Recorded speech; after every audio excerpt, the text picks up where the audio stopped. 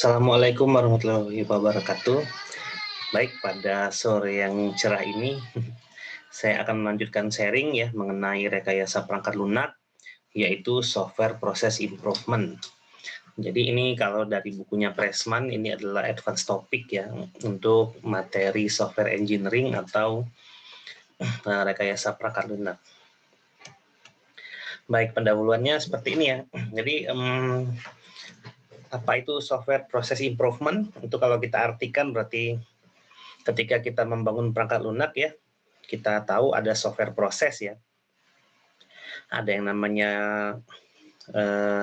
linear ya, sequential seperti waterfall, V-model dan lain-lain. Ada yang iteratif seperti prototype, ada yang paralel dan ada yang evolutionary ya seperti Scrum dan lain-lain. Nah, kalau kita melihat gitu ya dari para perusahaan-perusahaan besar yang menyediakan perangkat lunak sebagai produknya mereka, setiap perangkat lunak yang mereka kembangkan itu selalu bagus ya hasil produknya. Nah, kalau kita merujuk pada sejarah mereka, kalau dalam contoh ini adalah Google. Ya, pada awalnya Google adalah perusahaan ada mesin pencari, ya, ada email dan lain-lain. Mereka produknya adalah berupa software lah intinya. Nah, saat software itu dibuat, berarti kan mereka menerapkan software proses ya, entah waterfall, prototype dan lain-lain sebagainya.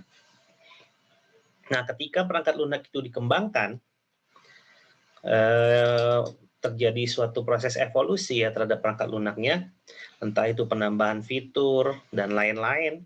Artinya mereka akan melakukan software proses lagi kan. Nah, setiap tahun, setiap hari mungkin itu karyawan bertambah, lalu produk pun bertambah. Nah, tentu ada proses evolusi juga selain produk, ya, yaitu software proses yang digunakan. Mungkin pada zaman dahulu Google masih menggunakan yang klasik seperti waterfall. Dengan jumlah pegawai yang makin banyak, mungkin ada beberapa perangkat lunak yang didevelop dengan software proses yang berbeda, gitu ya. Nah, jadi software proses ini ya akan menentukan quality product. Jadi apabila proses dilakukan dengan baik sesuai dengan manner ya, dengan sikap yang baik ya, mengikuti panduan software proses yang ada, maka perangkat lunak sebagai produk itu akan dijamin kualitasnya, gitu ya. Nah, ada proses evolusi itu ya dari pembuatan proses ya, yang pembuatan software ya, tadi yang prosesnya adalah dengan menggunakan waterfall, mungkin dengan tim yang berbeda dia pakai Scrum, mungkin dengan tim yang berbeda dia pakai extreme programming, dan seterusnya. Nah, setiap organisasi pasti memiliki kondisi budaya dan politiknya masing-masing. Nah, oleh karena itu perubahan ini penting dilakukan ya, karena kalau kita adalah perusahaan yang menghasilkan produk berupa perangkat lunak, dan kemudian perangkat lunak itu harus kita improve ya, ataupun kita membuat perangkat lunak yang baru, tentu saja kita harus improve juga software prosesnya. Nah, jadi itu adalah yang dilakukan oleh SPI ya, Software Process Improvement. Nah, jadi software process improvement itu adalah suatu rangkaian aktivitas gitu ya, yang nanti akan berjalan ya seiring berjalannya waktu dan produk yang dibuat atau yang dikembangkan, dia akan ketemu celahnya. Jadi software process improvement ini ibaratnya kita akan mencari budaya kerja pembangunan perangkat lunak ya dengan hasil yang maksimal sesuai dengan kondisi yang ada di perusahaan kita, gitu ya. Di mana nanti akan terjadi perubahan-perubahan yang konsekuen ya terhadap budaya pembangunan perangkat lunak ya. Jadi ini sekalian membangun budaya juga, dan budaya itu makin lama nanti akan menjadi kebiasaan, dan kebiasaan yang baik akan selalu dievaluasi siapapun orang yang ada di dalamnya, dan itu akan menghasilkan perangkat lunak yang baik gitu ya. Nah, biasanya orang-orang yang terlibat dalam SPI ini ada 3 grup ya. Pertama technical manager, software engineer, sama individual yang memang mereka memiliki kualitas dalam pekerjaan mereka ya. Jadi mereka tuh tahu bahwa saya itu posisinya adalah project manager misalnya. Maka saya itu tugasnya adalah problem solving, menyelesaikan permasalahan. Tidak harus saya yang menyelesaikan gitu ya. Ya, bukan berarti project manager itu duduk-duduk doang ya, tapi dia yang memikirkan, dia yang berstrategi semuanya ya terhadap permasalahan-permasalahan selama pembangunan perangkat lunak. Nah, biasanya banyak organisasi yang produknya adalah berupa software itu, mereka akan selalu melakukan improvement dalam proses software engineering practices-nya mereka. Jadi misalnya programmernya hanya 2 orang, mungkin mereka pakai waterfall is better, cuman memang waktunya lama ya, karena prosesnya dilakukan secara sekuensial, satu persatu. Mulai dari analisis, desain, coding, pengujian, dan operasional gitu ya, dia lakukan satu persatu. Kemudian nambah karyawannya, nambah proyeknya gitu ya, ada kolaborasi, mungkin satu programmer memegang berapa proyek, maka dia harus merubah ya, melakukan improvisasi terhadap software proses yang mereka akan gunakan. Nah, pada akhirnya memang software process improvement ini mengacu pada higher quality software, menghasilkan kualitas software yang baik gitu ya. Yang tadi awalnya itu software yang dibangun ya berupa portofolio mungkin masa lalu ya, legacy-legasinya organisasi itu masih jelek ya. Kemudian mungkin software yang sama dikembangkan dengan proses software proses yang lebih baik, maka kualitas dari software yang ada tadi akan lebih baik lagi. Ataupun ketika proyek baru ya, membuat proyek software baru di perusahaan itu, jadi dia bisa beradaptasi dengan sumber daya manusia yang dimiliki oleh organisasi itu. Nah, ini adalah framework-nya software process improvement. Jadi ketika kita mulai dari puncak ya, software proses, kita gunakan yang klasik misalnya karena sumber daya manusia kita masih sedikit. Lalu kita lakukan suatu proses assessment karena sumber daya manusia meningkat dan proyek meningkat, serta karakteristik dan skill masing-masing sumber daya manusia itu bisa berbeda-beda. Nah, dari situ kita akan mengarah ke improvement strategi dan capability determination ya. Mampu nggak berubah? Kemampuan berubah itu mampu nggak? Nah, kalau dia mampu, nanti itu akan mendorong ke improvement strategi. Jadi kalau dia akan mengembangkan perangkat lunak atau dia akan membuat proyek baru ketika memang kapabilitasnya ini terpenuhi ya dari sumber daya manusia dan aset lainnya, maka dia akan mengembangkan suatu improvement strategi, gitu ya. Nah, nanti capability determination dan improvement strategi ini itu akan sama-sama untuk membuat software proses baru. Baru dalam artian itu software proses itu nanti akan menjadi suatu budaya kerja untuk masing-masing proyek, di mana bisa jadi masing-masing proyek itu berbeda budaya kerjanya. Jadi ini adalah pengembangan pembangunan proses perangkat lunak ya. Jadi budaya kerja itu ditanamkan untuk tiap-tiap proyek. Jadi kalau dia menggunakan agile, berarti dia harus beradaptasi dengan agile. Ya, Scrum misalnya. Dia untuk project Scrum dia tahu harus ada Scrum meeting, harus ada sprint ya, waktunya adalah 2 minggu sampai 1 bulan. Dia harus memiliki motivasi dan skill yang baik ya dalam Scrum. Terus di akhir itu ada presentasi hasil produk dan ada improvementnya dan seterusnya gitu. Jadi dia memang tahu posisinya ketika dia menggunakan Scrum ya dalam suatu project. Nah, dan Scrum itu mungkin akan dievaluasi ya, oh Scrum-nya pertama begini. Ada kendala, diimprove lagi. Kemudian ketika dapat project baru dengan dengan batasan-batasan yang ada, misalnya dari masalah keuangan gitu ya, nilai proyek, waktu dan lain-lain, dia udah memiliki bayangan kira-kira kalau saya menggunakan Scrum di sini, ini cocok atau enggak? Oke, cocok. Tapi kalau misalnya pakai Scrum di sini, apa yang harus saya ubah gitu ya dari proses siklusnya si Scrum? Berubah bukan berarti bukan berarti tidak menyelesaikan pekerjaan, tapi berubah mengikuti budaya dan politik dari suatu organisasi dan proyek yang diterima.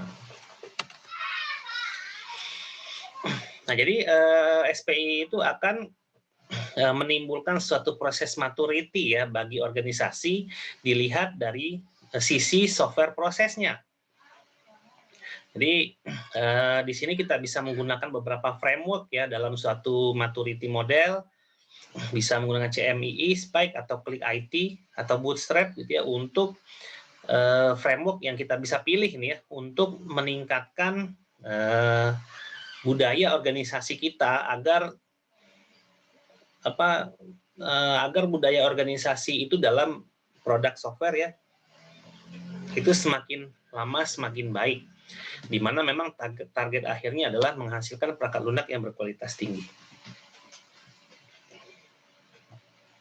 Nah, di sini memang quality proses menentukan quality product tentu saja, di mana kalau kita tahu proses tidak akan mengkhianati hasil.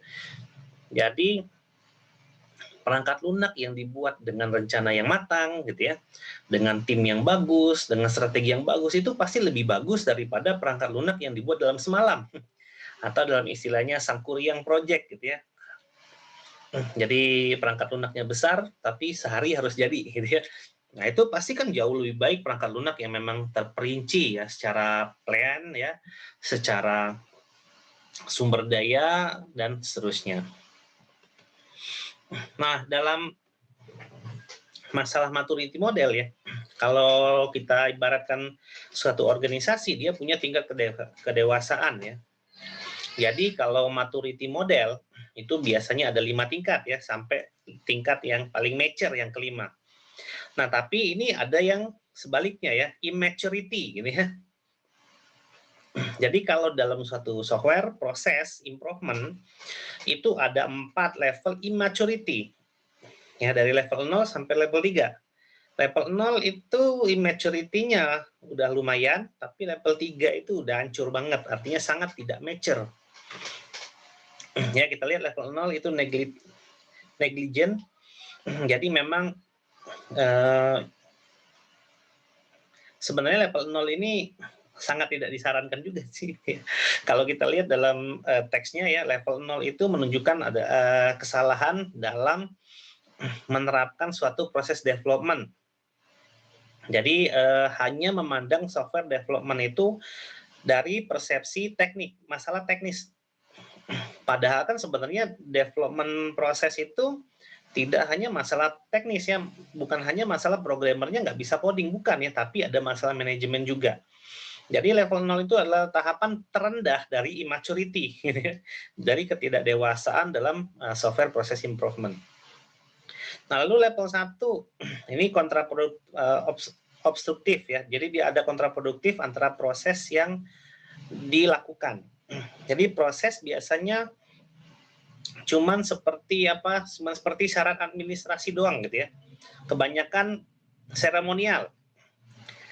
Jadi kalau seremonial itu bagus, tapi ketika kita ngomongin software proses, dia bilang, oh kita pakai Scrum, bla bla bla bla, tapi secara kenyataan itu nggak ada gitu ya. Itu adalah level obstruktif.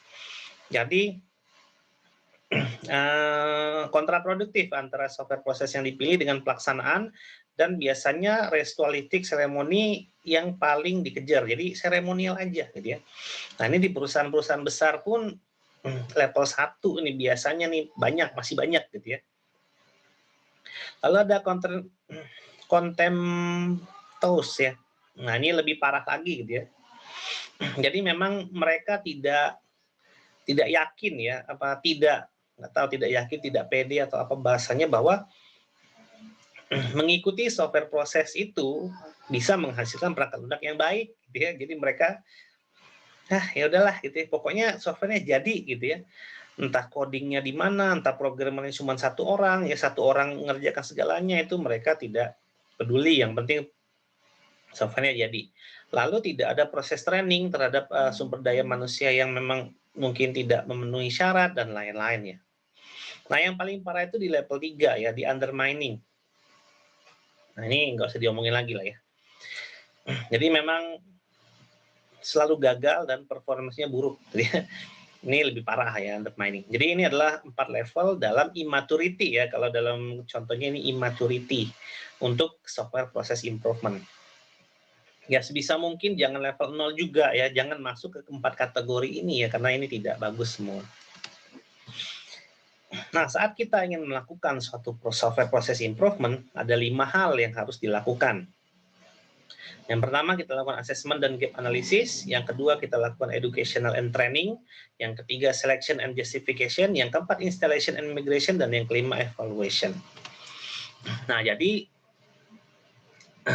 balik lagi ke yang tadi ya, assessment. Nah, itu ya. Nih, assessment. Maka sebelum kita akan mengimprove ya software proses yang kita akan pakai dalam suatu organisasi, kita harus tahu dulu gitu ya, posisi kita itu di mana. Maksudnya kita harus tahu kondisi yang sekarang. Jadi karena gini, kalau kita ingin mengimprove sesuatu, kita harus tahu dulu apa yang ingin diimprove kan. Nah, di situ dulu gitu ya. Nah, kemudian kita lihat model proses yang akan kita pilih nih dalam organisasi kita gitu ya. Yang mana yang paling baik. Jadi misalnya nih ya, for example kalau contoh ini, kita milih software proses yang akan kita gunakan. Kemudian software organization, organisasi yang produk akhirnya adalah perangkat lunak ya, harus mengeluarkan generic mechanism, aturan umum ya, seperti ada customer service-nya, ada tim development-nya, ada tim operasionalnya, dan lain-lain. Kemudian gunakan teknik apa ketika akan melakukan user requirement. Kemudian siapa yang melakukan proses requirement itu dan memiliki portofolio seperti apa. Jadi orang-orang yang memang profesional di bidangnya. Lalu apa saja yang dilakukan di situ? Gitu ya. Bisa jadi yang dilakukan di situ adalah estimation, scoping, scheduling, project tracking, dan lain-lain. Kemudian lakukan risk analysis method.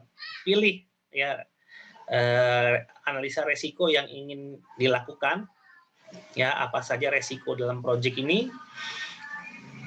Kemudian ketika software akan diterima, quality assurance-nya bagaimana gitu ya, jaminan kualitasnya seperti apa. Ada user acceptance test itu harus ada event-nya atau tidak ya, atau akan mengikuti serangkaian software proses yang baik ya dalam melakukan UAT atau tidak, dan lain-lain gitu ya. Jadi seperti itu kira-kira. Nah, banyak pertanyaan-pertanyaan ketika melakukan assessment ini ya. Yang pertama, tujuannya apa? Lalu apakah orang-orang yang bekerja itu memang bertanggung jawab terhadap pekerjaannya gitu ya. Terus ada kriteria penerimaan softwarenya seperti apa gitu ya. Lalu adakah teknik pengukuran softwarenya, baik itu secara proses, secara project, ataupun secara produk. Kemudian tool apa saja yang digunakan ketika proses development gitu ya. Misalnya software management tools-nya menggunakan Jira gitu.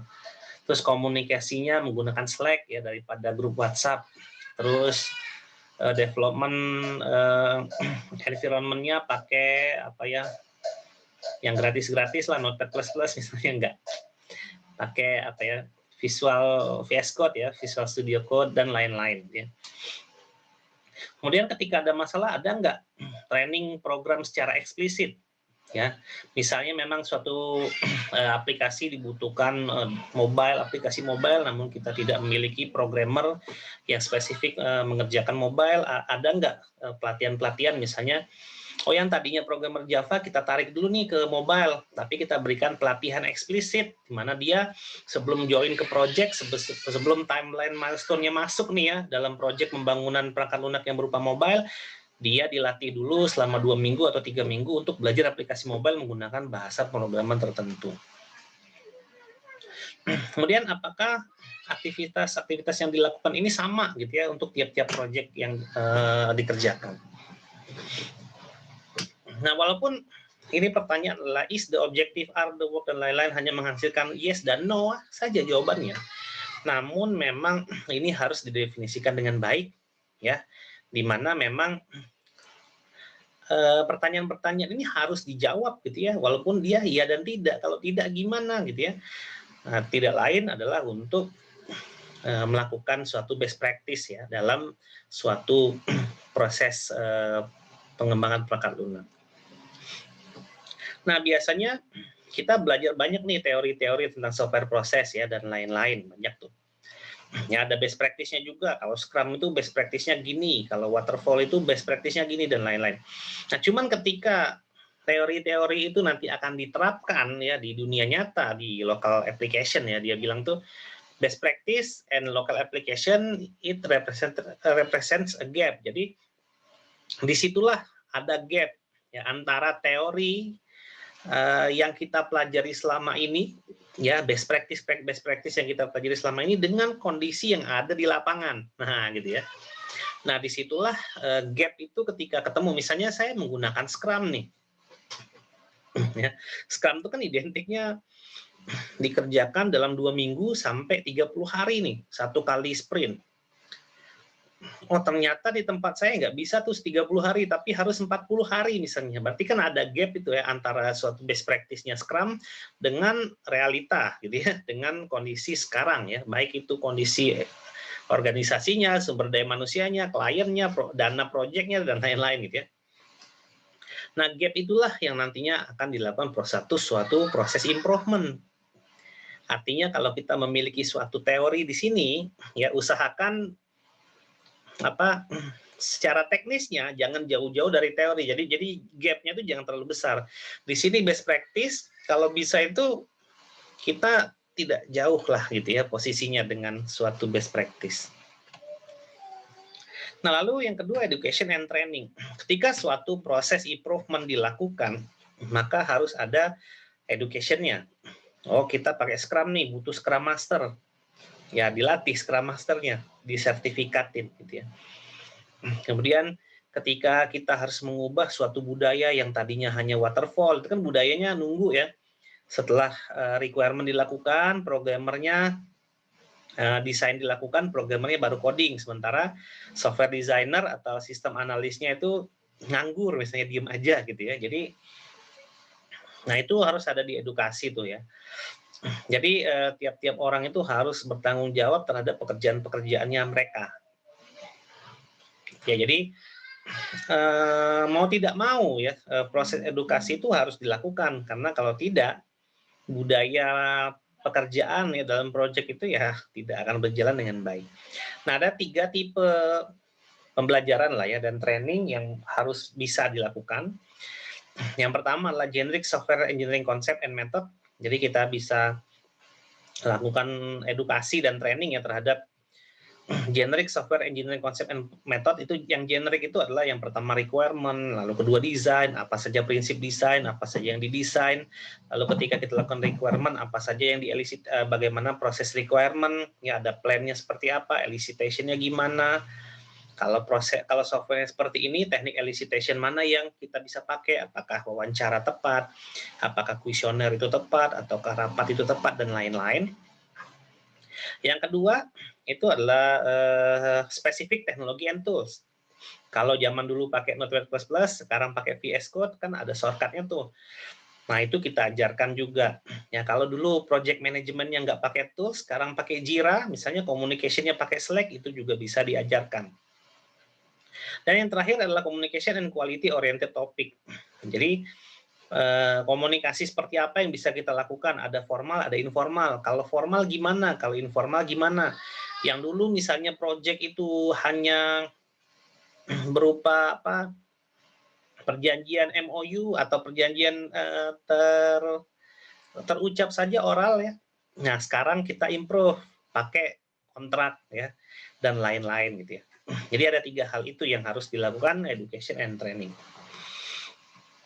Nah, di zaman sekarang ini ya education and training itu bisa dilakukan dengan cara yang berbeda ya. Bisa nonton video YouTube, bisa ikut pelatihan online, internet based training itu banyak banget ya. Bahkan untuk jadi Scrum Master pun kita bisa lakukan itu secara online. Jadi udah banyak caranya untuk education and training ini. Lalu ketiga, selection and justification. Jadi kita sudah assessment tadi, sudah kita ikut latihan tadi, terus kita pilih ya, seperti apa nih gitu ya, software proses improvement yang akan kita terapkan di organisasi kita dan di project yang akan kita terima nantinya dan yang sekarang udah jalan misalnya. Nah itu dipilih tuh gitu ya. Nah, caranya adalah yang pertama, you should choose the process model. Jadi kita pilih proses modelnya dulu. Mau sequence ya, waterfall dan lain-lain tadi, paralel, iteratif dan atau evolutionary. That best fits your organization, yang cocok bagi organisasi kita gitu ya. Jadi jangan maksakan suatu software proses yang nggak cocok bagi organisasi kita. Kalau misalnya kita hanya punya satu software engineer, ya waterfall adalah pilihan terbaik ya. Nggak mungkin satu engineer tapi dia pakainya apa, Scrum ya. Scrum itu minimal 7 atau 8 orang. Sementara kita cuma punya satu software engineer, yang mungkin. Ya. Kemudian cocokkan lagi ya software proses itu dengan stakeholder kita. Lalu dengan software yang akan kita bangun. Gitu ya. Untuk software yang besar nggak mungkin lah waterfall, lama banget jadinya gitu ya. Terus budgetnya juga lumayan tinggi jadinya. Maka kita harus cocokkan itu semua. Lalu kita harus memutuskan yang mana framework activities yang akan kita terapkan, gitu ya. Poin-poin besarnya dan poin-poin kecilnya, gitu ya. Kemudian dari quality assurance-nya, lalu checkpoint-nya untuk ngecek pekerjaan itu seperti apa dan lain-lain.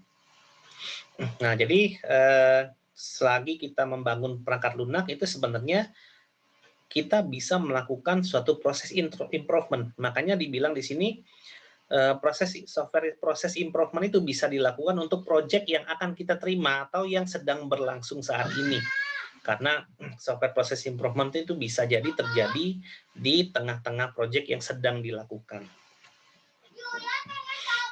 Ya, kemudian dijustifikasi, dipilih, lalu diterapkan sesuai dengan project yang kita inginkan, yang berjalan gitu ya di organisasi kita. Lalu yang keempat, installation and migration. Nah, di sini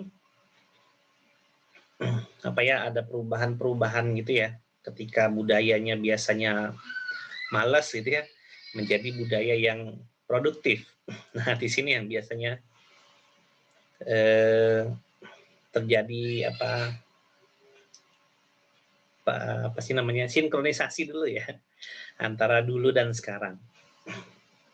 Nah, di beberapa kasus itu biasanya kalau kita menerapkan suatu proses yang baru gitu ya, biasanya budaya-budaya yang lama tuh masih nyangkut-nyangkut dikit lah ya. Tapi tetap nanti kita harus sesuaikan lagi karena itu yang nanti akan menjadi budaya kita yang baru gitu ya. Budaya kerja dan budaya project ya. Jadi budaya kerja di organisasi kita dan budaya para SDM itu ketika menghadapi atau mengambil atau mengerjakan suatu project. Nah, ini memang harus di-manage dengan hati-hati gitu ya. Jangan sampai sekarang rasa dulu gitu ya. Jadi jangan sampai kita ngomongin SPI, improvement, tapi ternyata realisasinya nggak ada improve sebenarnya, cuman sebatas administrasi aja ya, itu nggak masuk ya. Nah, jadi tidak perlu kita merubah kultur besar ya langsung, nggak perlu, tapi kita coba yang kecil-kecil aja gitu ya. Yang tadi biasanya programmer itu kerjanya malam ya, overwork terus, artinya di atas 8 jam terus. Kita coba atur lah minimal gimana caranya agar programmer atau software developer kita atau software engineer kita dalam artian yang lebih luas itu bekerja 8 jam sehari, sehingga mereka memang di malam hari itu bisa istirahat dengan baik dan melanjutkan pekerjaannya besok. Nah, itu aja dulu gitu. Jangan biasakan begadang, tapi bekerjanya memang sesuai dengan jam kerja dan jam produktifnya manusia gitu ya. Nah, itu aja tuh minimal tuh. Baru nanti dikembangkan sedikit demi sedikit. Nah, lalu evaluasi. Ya, evaluasi. Jadi ketika kita udah menerapkan itu semua, maka kita evaluasi nih. ya seperti apa penerapan-penerapan yang kita lakukan tadi. Nah, apabila memang dibutuhkan perubahan lagi, ya kita lakukan suatu proses perubahan untuk menstabilkan suatu budaya di organisasi kita. Jadi nanti ada orang yang baru muncul, ya orang itu akan mengikut ke budaya organisasi kita dan dia juga akan ikut menyumbang perubahan-perubahan yang terjadi pada organisasi kita nantinya. Nah, dalam mengimplementasikan SPI tentu ada risiko, gitu ya. Jadi di sini pastilah ya apapun ya itu pasti ada risiko. Di sini dia berbicara ya secara teori. In fact, katanya secara fakta, more than half of all SPI effort end in failure. Jadi hampir setengah lebih ya dari usaha-usaha yang dilakukan untuk mengimprove suatu software proses itu berakhir dengan kegagalan. Tapi ya itu memang harus kita lakukan gitu ya. Jadi kita harus tahu dulu gagalnya itu gara-gara apa gitu. Nah, biasanya resiko-resiko yang bisa kita perhatikan itu adalah yang pertama adalah a lack of a management support. Jadi memang apa sih yang menyebabkan biasanya usaha-usaha yang dilakukan untuk mengembang improvement ya dalam software proses itu gagal. Yang pertama adalah sedikitnya atau kurangnya ya support dari manajemen organisasi. Ya, kemudian ada cultural resistance by technical staff. Jadi mereka menolak untuk berubah gitu ya. Misalnya programmer dia menolak untuk kerja pagi, maunya malam. Nah, itu susah tuh. Kemudian a poorly planned SPI strategy. Jadi memang perencanaan untuk strategi improvementnya itu jelek. Lalu kebanyakan formal ya. Kebanyakan kegiatan formal yang dilakukan selama SPI itu juga bikin malas. Lalu memilih suatu proses yang jelek, lalu budgetnya nggak ada gitu ya untuk proses improvement, lalu staff trainingnya juga kurang ya, lalu dukungan stabilitas organisasi juga kurang, dan lain-lain ya. Jadi banyak ya. Nah, untuk itulah software improvement ini tetap harus kita lakukan dengan resiko-resiko yang ada ya. Setidaknya kita tahu resiko apa saja yang menghalang-halangi gitu ya daripada ini ya Pak, daripada SPI ini. Ada juga resiko-resiko politik sih ya yang menyebabkan software proses improvement ini bisa gagal. Contohnya misalnya ada senior ya yang memang cuman bisanya ngomong doang, tapi kalau kita tanya secara teknis dia nggak bisa apa-apa sebenarnya ya. Padahal itu harusnya memang jadi kerjaan dia. Nah, itu juga ada gitu ya. Nah, jadi memang ada 3 kunci yang bisa diterapkan dalam SPI proses ya yang kita bisa lakukan untuk memanajemen resikonya. Yang pertama kita prioritaskan ya roadmap dari SPI. Jadi SPI itu kita bikin plan roadmap-nya. Jadi kita prioritaskan roadmap-nya sehingga apa yang kita kerjakan selama proses untuk melakukan SPI itu bisa tercapai dengan baik. Jadi jangan dari A sampai Z kita fokuskan, tapi A ke B dulu, B ke C dulu, C ke D, lalu terakhir Y ke Z gitu ya. Nah, lalu kita bisa fokus ya terhadap SPI activity seperti yang kita jelaskan tadi dari assessment, education, selection, installation itu kita bisa fokuskan, dan evaluasi juga kita bisa fokuskan dan kita bisa atur, kita bisa rencanakan semua itu ya dengan baik dan benar. Lalu yang terakhir, selama proses evaluasi kita bisa memperhatikan gitu ya, di mana sih kira-kira letak daripada kegagalan ini nantinya. Misalnya ada toxic people nih ya, ada orang-orang yang toxic ya. Nah, orang-orang yang toxic itu harus kita apain tuh ya? Entah kita akan terapkan reward and punishment, atau kita pindahkan dia ke project lain, atau kita ya macam-macam lah itu caranya. Ya. Nah, jadi di sini adalah beberapa resiko faktor umum ya dari suatu resiko yang bisa kita definisikan. Yang pertama adalah attitude, toward change based on prior effort to change, jadi memang malas untuk berubah. Kemudian experience with quality program level of success, jadi memang dia tidak punya experience untuk mengerjakan pekerjaannya dia. Lalu action oriented for solving problem versus political struggle, jadi ada perbedaan yang signifikan antara ingin menyelesaikan suatu pekerjaan dengan kondisi politik. Jadi kita itu pengen tuh ya semua pekerjaan itu benar, tapi politik nggak memungkinkan. Misalnya kita butuh uang ya di awal bulan, tapi kondisi politik hanya mengizinkan kita mengambil uang di akhir bulan ya, atau membayar kontrak di akhir bulan atau apapun itulah ya, nggak harus selalu bayaran ya. Kadang-kadang proses birokrasi itu juga bisa tuh ya. Kemudian use effect to manage the organization and business. Jadi biasanya banyak hal-hal yang dilakukan yang bisa merusak ya suatu organisasi dan bisnis ya. Lalu passion with change. Nah, di sini banyak orang-orang yang biasanya tidak sabar dengan perubahan. Nah, dalam artian di sini dia harus sabar dalam perubahan, gitu ya. Jadi memang perubahan itu tidak bisa dilakukan sekejap mata, tapi harus hati-hati ya.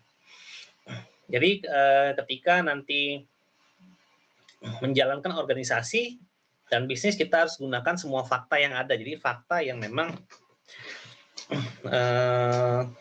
bisa diterapkan, gitu ya. Bisa diterapkan dalam memanage suatu organisasi. Lalu tools orientation. Nah, banyak zaman dulu itu yang masih manual ya, sehingga sampai sekarang pun masih manual. Nah, disinilah tools itu berperan ya, tadi seperti yang saya ceritakan. Kita bisa memilih suatu project management tools seperti Jira dan communication groupnya pakai Slack misalnya. Nah, jadi memang di sini kita harus berekspektasi bahwa tools can solve the problem. Jadi tools yang baik bisa mengerjakan pekerjaan yang baik ya. Masih ingat mungkin 4 level software engineering ya, di mana itu kita sebutkan quality itu yang paling bawah, proses, model, dan tools. Nah, tools yang paling atas ini bisa mempercepat suatu pekerjaan dengan baik. Kemudian level of planfulness, ability of organization to plan. Jadi kemampuan organisasi untuk melakukan suatu plan ya, itu bisa meningkatkan SPI, bisa mengurangi resiko dalam SPI. Banyak tuh organisasi yang dulu itu nggak ada plan biasanya gitu ya. Lalu ability of organization members to participate with various level of organization openly at meeting. Nah, biasanya dulu ya orang-orang itu kalau yang namanya meeting itu programmer doang gitu ya, atau petinggi-petingginya doang. Nah, tapi sekarang itu kita harus bisa menghadirkan semua stakeholder ya dalam meeting, karena biar komunikasinya tuh nggak bercampur aduk. Biar kemampuan organisasi untuk memanage meeting secara efektif. Jadi meeting itu jangan dilakukan setiap hari. Kalau dulu itu kadang-kadang lebih parah, nggak tiap hari, jarang meeting, tiba-tiba langsung jadi gitu ya. Dan yang terakhir level of experience in organization with defined process. Jadi kemampuan experience dari organisasi untuk mendefinisikan proses yang mereka gunakan dalam pengembangan perangkat lunak. Nah, jadi ini adalah beberapa faktor generic risk factor ya, faktor umum ya dalam mengurangi resiko ya yang ada kaitannya dengan kebiasaan ya, kultur kategori. Jadi biasanya per poin ini adalah yang harus dicapainya ya, tapi yang saya jelaskan tadi biasanya dulu ya seperti apa dan sekarang harus seperti apa. Nah, jadi intinya SPI atau software process improvement itu harus dilakukan ya, karena targetnya adalah untuk menghasilkan perangkat lunak yang baik. Nah, harus ada usaha-usaha dan dukungan dari pihak manajemen gitu ya. Jadi manajemen itu jangan tinggal diam, jangan cuma taunya beres aja suatu pekerjaan, tapi dia harus support untuk memberikan, sebenarnya support dari manajemen itu nggak harus uang ya, perhatian kayak gitu ya, atau dia bisa mendengarkan keluh kesah kayak. Jadi jangan cuman kerjain ya 5 hari selesai, nggak gitu ya, tapi memang seorang programmer dia bertanggung jawab terhadap pekerjaannya. Jadi misalnya programmer dia ngodingnya bagus ya, dia ngodingnya bagus, yang di coding nggak ada error, semuanya berjalan dengan baik. Tapi apa? Ternyata fitur yang diinginkan oleh klien tidak sesuai. Itu bukan programmernya yang salah ya, itu adalah software analisnya yang salah.